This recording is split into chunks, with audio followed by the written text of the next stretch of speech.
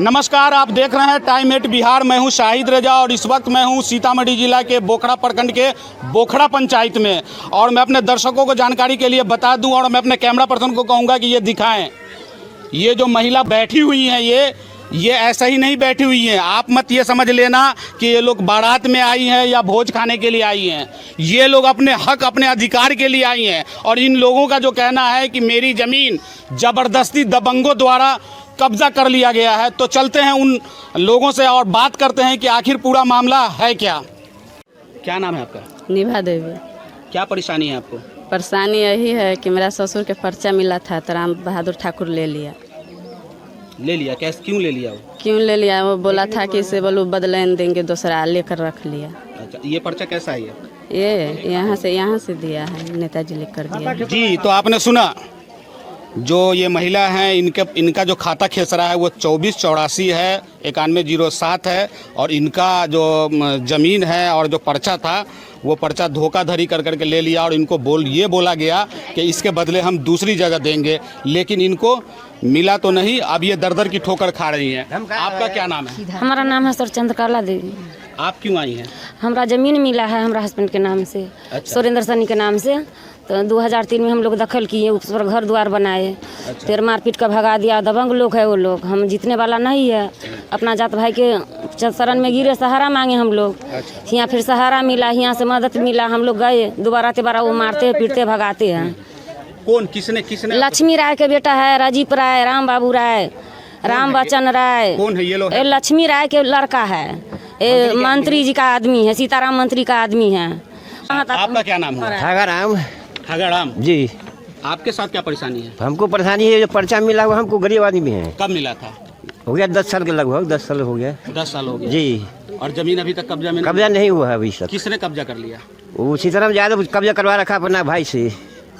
अच्छा जी। तो मंत्री जी जी अपने भाई से कब्जा करवा रहे हैं। जी जी, तो आपने सुना, ये थे ठगाराम। और ठगाराम की जमीन को ठग लिया गया। जी। अंदाजा लगा लीजिए भाई, मंत्री का रुआब है तो ठगेंगे ही। जाहिर सी बात है, रुआब है अगर, तो रुआब में तो काम होगा ही होगा। और जब मंत्री है तो कौन सुनने वाला है? माननीय मुख्यमंत्री नीतीश कुमार, ध्यान दीजिए।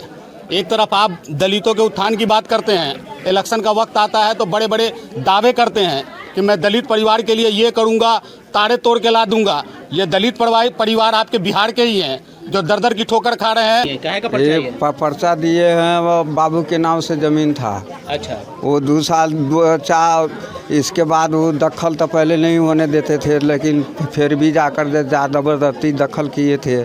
लेकिन वो में से ज़मीन हमको दखल कर लिया है सीताराम यादव मंत्री साहब। अच्छा। वही के लिए उसका ब्याज जो है सो दखल कर लिया है। 2 साल से वो ज़मीन दखल कर ली है। घर कहाँ हुआ आपका? घर कहाँ है? नया टोल। अच्छा, वहीं तो सीताराम जी का घर भी तो वहीं है ना? न हाँ, नया टोल है ना? हाँ नया टोल भी है। तो इसकी शिकायत आपने ब्लॉक में नहीं किया था? अंचल? हाँ गए थे हम ब्लॉक में, तो रसीद काटने के लिए वहाँ दिए थे तो कहता था जो रसीद नहीं काटता है, 10,000 रुपया मांगता है। 10,000 रुपया मांग रहा है कि कौन मांगा है 10,000 आपको? वो सीओ आपसे मांग रहा है? हाँ जी। तो चेहरा भले ही अलग हो, सभी के जबान पर एक ही बात है। पूर्व मंत्री सीताराम यादव के या तो रिश्तेदारों ने या उनके दियादों ने या उनके आगे पीछे करने वालों ने कब्जा कर लिया है। चेहरा भले ही अलग हो। चलते हैं, कुछ और लोगों से भी बात करते हैं। यहाँ कुछ महिला भी है। नाम है आपका? सुकुमारी देवी। सुकुमारी देवी। हाँ। कहाँ से आई हैं आप? नया टोल से। नया टोल से? हाँ। आपको दिखाई उखाई नहीं देता है क्या? नहीं। साफ नहीं दिखाई देता? नहीं। आपको क्या परेशानी है? छोटे लाल है, माए बाप वाला जमीन दखल कैले। अच्छा। नहीं दैया। जी, तो सुना आपने।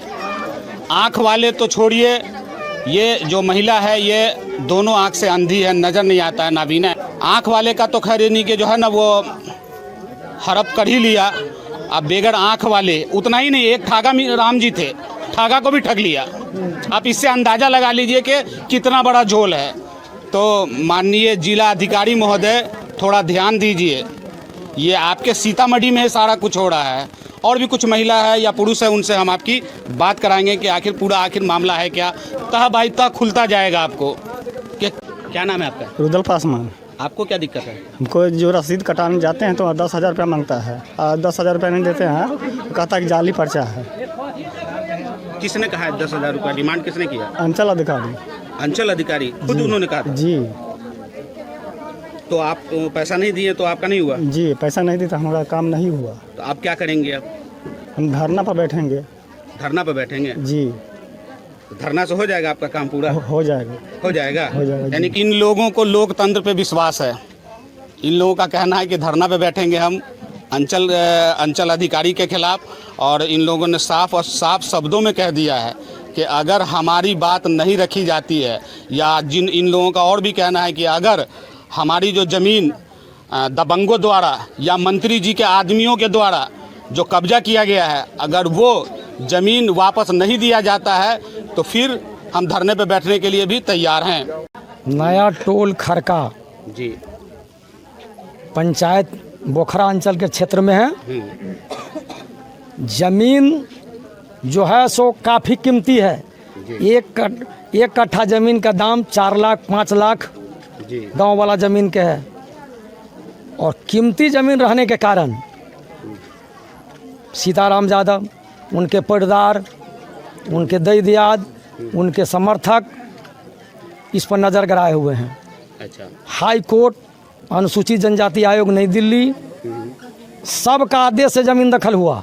विधानसभा में क्वेश्चन के आधार पर ज़मीन दखल कराया गया। दखल प्रशासन करा देता है। अच्छा। अब पुनः गरीब को बेदखल कर देता है मंत्री सीताराम यादव और उनके समर्थक लोग। अब प्रशासन में इतना दबदबा है मंत्री का। अब जाहिर सी बात है कि मंत्री हैं तो दबदबा तो होगा ही। जी, दबदबा। और ये गरीब लोग मेरे यहाँ आता है तो हमको भी झूठा केस में, जब हम इसकी मदद करते हैं तो तरह तरह के झूठा केस में हमको फंसा करके जेल भेज देता है, ताकि ये जेल चल जाएगा तो मामला ठंडा बस्ते में हो जाएगा। अच्छा, अभी भी झूठा मुकदमा भी हो चुका? हाँ, झूठा कई मुकदमा हो चुका है। 3 मरतबा हम जेल जा चुके हैं। अभी ये गरीब सब हमारे यहाँ आया है।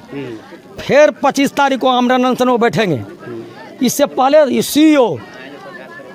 सीओ है सो थाना, सारे जो पदाधिकारी है सबको सीताराम यादव के यहाँ बैठक चल रहा है। फिर हमको फंसा करके, तो कुल मिलाकर के फिर जेल जाने के लिए तैयार हैं? हम तैयार हैं।